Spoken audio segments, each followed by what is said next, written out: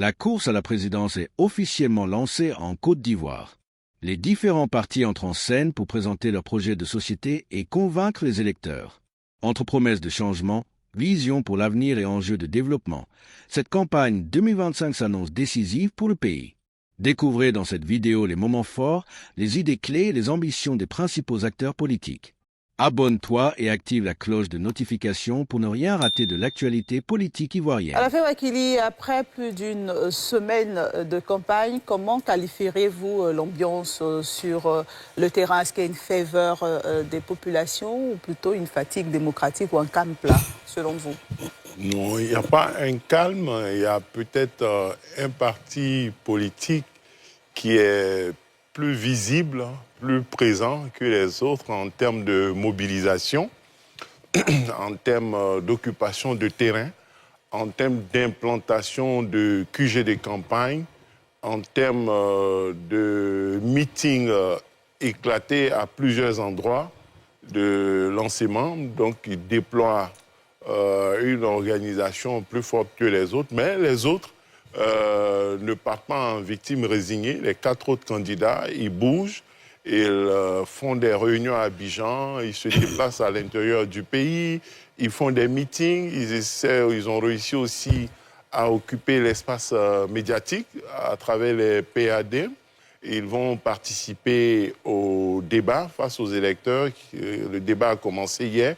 Donc, dans l'ensemble, je vois que les uns et les uns et les autres tournent.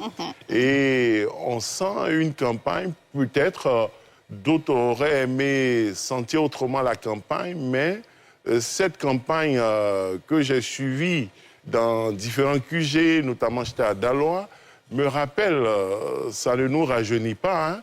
La campagne de 1995, j'étais jeune journaliste et j'ai suivi le président Bédié à Odiné, à Korogo, à Bondoukou, à Yamsokro. À l'époque, je faisais les déplacements en car d'une ville à l'autre, je ralliais à Abidjan, je répartais. Bon, 30 ans après, bon, avec l'expérience, j'ai la possibilité d'avoir d'autres moyens de transport. Mais j'ai déjà fait ce terrain. Et en 1995, le président Bédié était sur le terrain. Il était candidat. Il y avait déjà cette ambiance, mais d'autres n'étaient pas candidats. Et oui, ça me rappelle un peu cela. Donc, mais on sent que des choses se passent quand même sur le terrain. On sent qu'il doit y avoir une élection. Et même ceux qui n'en font pas partie savent qu'il y a une élection. Et peut-être ils ne souhaitent pas qu'elle ait lieu, mais tout le monde sait que nous sommes en campagne. Sylvain Guédé-Débailly, en tant que journaliste également, quelle est la température, je dirais, de cette campagne électorale selon vous? Vous avez parlé de température. Ben, il ne sait pas si elle est-ce qu'elle est froide, est-ce qu'elle est chaude? À 37 degrés ou bien si elle est montée. Vous nous direz, d'après vous? Non, ben, écoutez, ce que je constate rejoint un peu M. Alafé. Je pense qu'on a une campagne pour le moment, après une semaine, hein, mi-figue, mi-raisin. Il y a un candidat qui sort du lot, qui était là en 2010, qui a été là également en 2015, en 2020 et en 2025. C'est bien le président sortant Alassane Ouattara. Il a tous les moyens pour lui seul. Et les autres se cherchent, comme on dit en Côte d'Ivoire.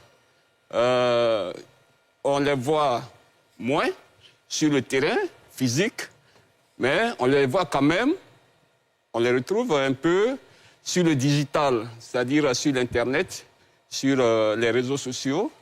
Ils animent quand même leur espace, ils exposent leurs idées, mais c'est sur vraiment le terrain physique. Moi, je suis à Yopougon. Rarement, j'ai vu des cortèges, à part la mobilisation du candidat du RHDP. Ça, c'est le problème du maillage du territoire.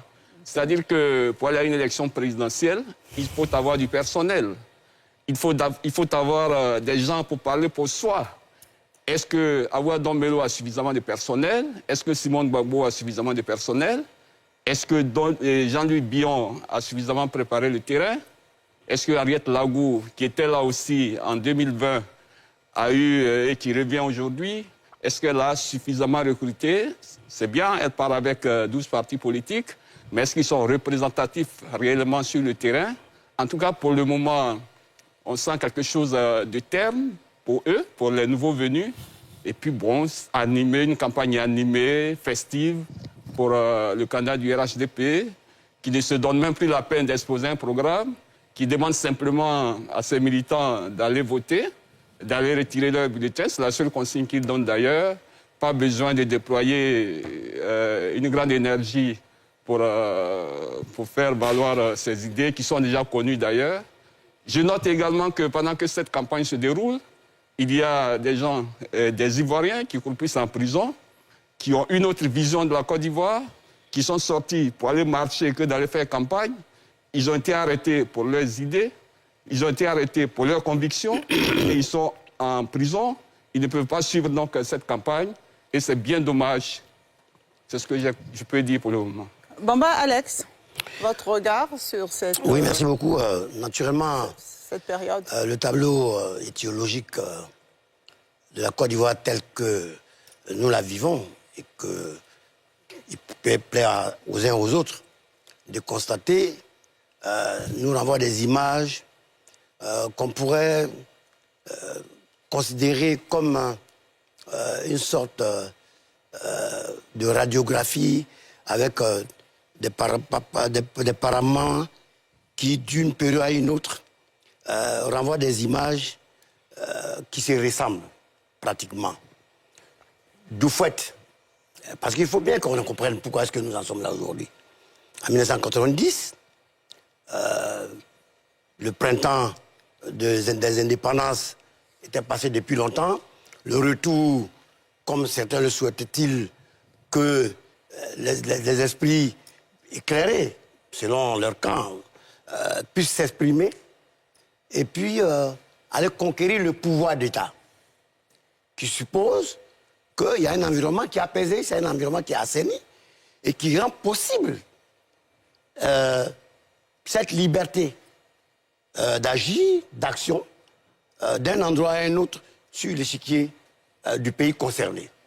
En l'espèce, la Côte d'Ivoire a toujours présenté un tableau qui a toujours été apprécié par toutes les organisations, aussi bien nationales qu'internationales. Seulement, il y a un problème en Côte d'Ivoire. Il y a davantage d'équations, j'allais dire, matérielles qu'humaines. La crispation, les oppositions d'individus contre un autre ou bien opposés à un autre finissent par obérer une situation qui, à la limite, devrait être la plus sensible, la plus naturelle qui soit. D'une élection de 90 à une élection en 1995, à la fin on a parlé succinctement, le président Houphouët-Boigny décède, le président Henri Konan Bédié accède au pouvoir d'État, mais en son propre sein, au cœur du PDCRD, il y a un séisme qui s'est produit. Sans refaire l'histoire de la Côte d'Ivoire, nous sommes en 2025. Si on doit passer de 90 à 2025, on risque de ne pas quitter ici ce soir. En termes Qu'est-ce que vous nous d'études dites plus simplement? Je vais tout simplement, en termes d'études comparées, ramener les esprits à bien comprendre la nécessité d'être ensemble. De comprendre que Dieu lui-même, qui est l'unité des mesures de la raison, du partage, de l'amour et de la joie, et mais de la sanction aussi. Lucifer, il n'est pas logé à la même enseigne que ceux qui sont aux cieux. Chacun, en fonction des actes qu'il pose ou du comportement qu'il donne à voir à ses concitoyens, a le retour des bénéfices de cela. D'accord, mais déjà, comme en 2025, la campagne qui a commencé depuis 9 jours. Il situe aujourd'hui, au regard du dispositif, le président sortant, il a quasiment toutes les faveurs qui résultent des combats qu'il a menés. C'est, j'allais dire, la récolte d'une vingtaine d'années de combat. Et c'est tellement florissant que même les adversaires doutent de pouvoir faire mieux. Le résultat... Quel adversaire, par exemple? Parce que les adversaires, les candidats, quand on les écoute, ils sont très confiants en leur victoire. On ne le dit pas suffisamment assez depuis 1982, lorsque le FPI naît, comme on appelle à Dabou. et qui aujourd'hui porte des valeurs. Abraham Melo, qui n'est pas moins de cette écurie et de la même perception philosophique de l'époque, il est sur le terrain. C'est un gage pour ceux qui, plutôt que d'applaudir que nous allons vers des rivages plus paisibles, en souhaiterait le contraire. Je ne suis pas de nature à être de mèche ou bien de donner de la résonance à des personnes qui s'écartent du sens de l'histoire. D'accord. Bon, Alex, vous aurez l'occasion de revenir. Je vais poursuivre mon tour de table avec Serge Patrick de Souza, ensuite Dr Moulot, notamment sur cette campagne qui a démarré le 10 octobre. Est-ce que pour vous, il y a un candidat qui se démarque par sa proximité, par sa démonstration de puissance? Comment déjà vous jugez l'atmosphère générale de la campagne électorale? Merci, Evelyne. Déjà, inutile de rappeler, je pense que nous tous on fait le même constat de la présence du RHDP sur le terrain. Mais avant ça, j'ai un pincement au cœur parce que j'aurais souhaité et aimé voir le PPACI, le PDCI, le FPI compétir. Peut-être qu'on allait observer autre chose parce que là, c'est quand même Alassane Ouattara qui est candidat face à Simone Evé Gbagbo, c'est comme Oufoué Boigny qui est candidat face à Gbagbo en 90.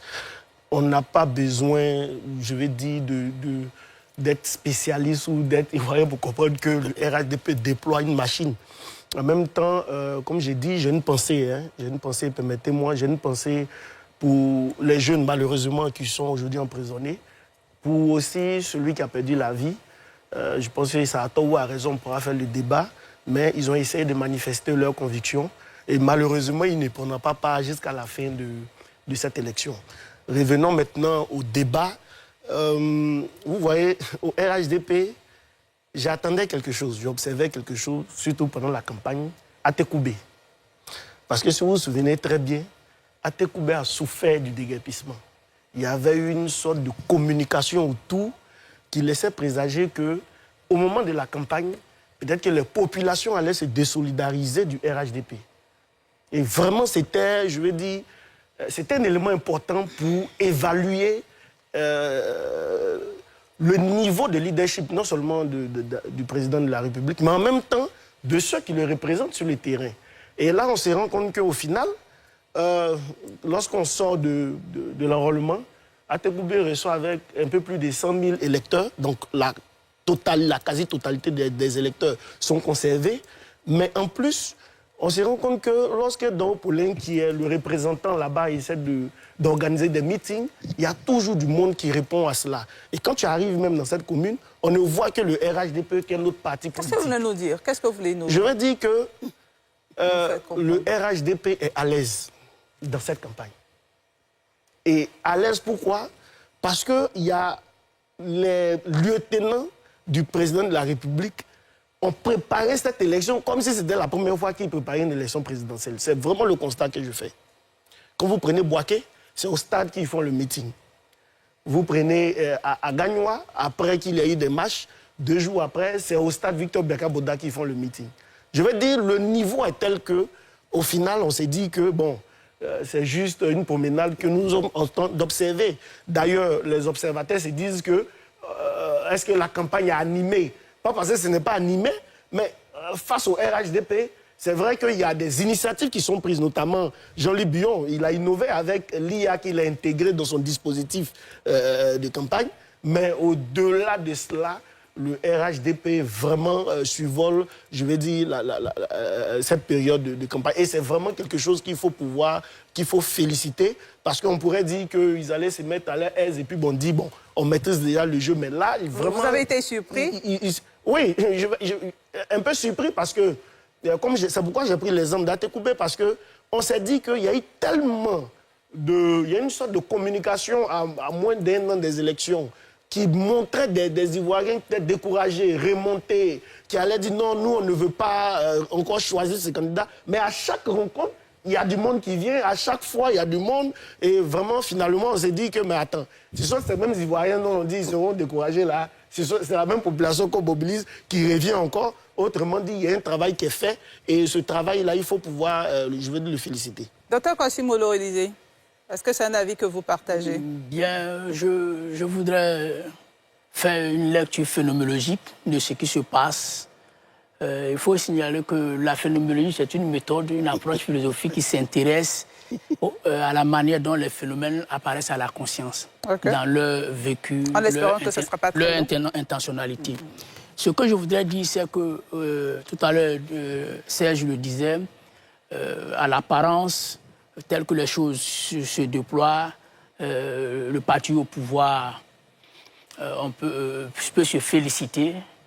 Et la lecture qu'on fait, c'est qu'il semble avoir bien préparé les choses. Il faut maintenant interroger peut-être la fortune, ou bien les fortunes, parce que cela aussi pourrait justifier le niveau d'engagement des uns et des autres. Mais je voudrais faire une lecture phénoménologique pour dire qu'au-delà de la ferveur, il faut aussi analyser l'expérience citoyenne. Tout à l'heure, les uns et les autres ont rappelé un peu l'histoire. Et il faut comprendre que ces élections s'inscrivent dans un contexte où il y a des mémoires blessées, il y a des mémoires amputées, et il y a des discriminations, il y a une forte polarisation. Et cette forte polarisation fait qu'il y a ceux qui font campagne, ceux qui sont donc en compétition électorale, et il y a ceux qui sont écartés. Donc nous nous retrouvons dans une nation où il y a une forte polarisation. Tout à l'heure, on a évoqué ceux qui sont sous le coup de la loi, qui sont pour certains emprisonnés. Cela nous interpelle à la manière dont nous partageons l'expérience politique. La campagne est lancée, les idées s'affrontent. À chacun de choisir la vision qui portera la Côte d'Ivoire vers un avenir meilleur. Abonne-toi et active la cloche de notification pour ne rien rater de l'actualité ivoirienne.